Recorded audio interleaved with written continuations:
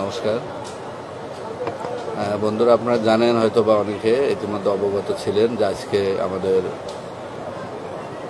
চিন্ময় কৃষ্ণ দাস ব্রহ্মচারীর মহামান্য সুপ্রিম কোর্টের হাইকোর্ট বিভাগের 27 নম্বর বেঞ্চে শুনানির জন্য আজকে লিস্টে ছিল 43 নম্বর আইটেমে, কিন্তু রাষ্ট্রপক্ষ আজকে সময় নেওয়ার কারণে সেই শুনানি সম্ভব হয় নাই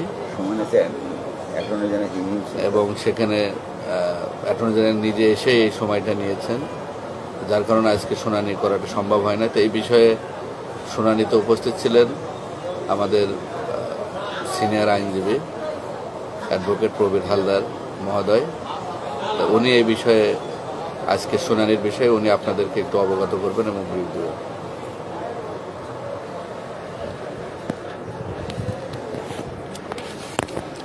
নমস্কার সবাইকে। দেখতে পাচ্ছি না, আমি তাদের দেখতে পাচ্ছি না। হ্যালো, আছেন সকলে? নমস্কার। এই তো দেখা যায় এই যে আমার ছবি দেখা যায়, কিন্তু আমি কাদের? আচ্ছা, নমস্কার। হ্যাঁ, আজকে কি করা যাবে? অ্যাটর্নি জেনারেল গিয়ে যদি উনি সময় চায়, কোর্ট তো না দিয়ে পারে না।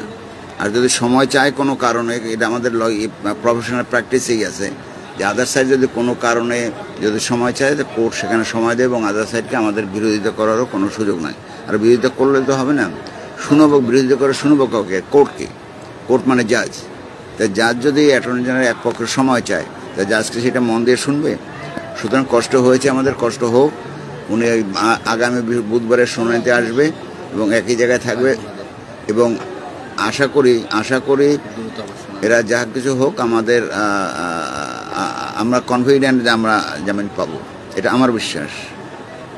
ধন্যবাদ সবাইকে, এখন ভালো থাকেন।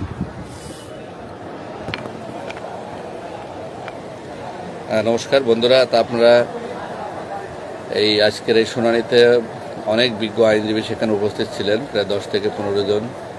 অপূর্ব ভট্টাচার্য, তারপরে আমাদের মিন্টু দা, হিন্দোল দা ছিলেন, আমাদের প্রবীর হালদার কাকু তো ছিলেনই, আরও অনেকে ছিলেন, প্রভাসতন্ত্রী ছিলেন, আরও অনেকে ছিলেন, আমি ছিলাম, আরও অনেকে সেখানে উপস্থিত ছিলেন। কিন্তু রাষ্ট্রপক্ষ যেহেতু সময় নিয়েছে, সেখানে আমাদের আর তো কিছু করার নেই, যে কথাটা আমাদের কাকু বলেছেন, আমাদের সিনিয়র আইনজীবী।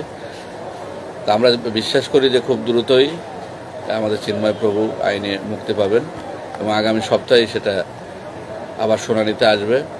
তো সেই পর্যন্ত আমাদের সকলকে আবার অপেক্ষা করতে হবে। তো সবাই ভালো থাকেন, সুস্থ থাকেন এবং চিন্ময় প্রভুর জন্য আপনারা সবাই আশীর্বাদ করুন, প্রার্থনা করবেন। আমরা সকলের সুস্বাস্থ্য কামনা করছি। আগামী বুধবার আশা করি যে আবার চিন্ময় প্রভুর জামিন শুনানি হবে। ভালো থাকুন সবাই, আবার কথা হবে। নমস্কার।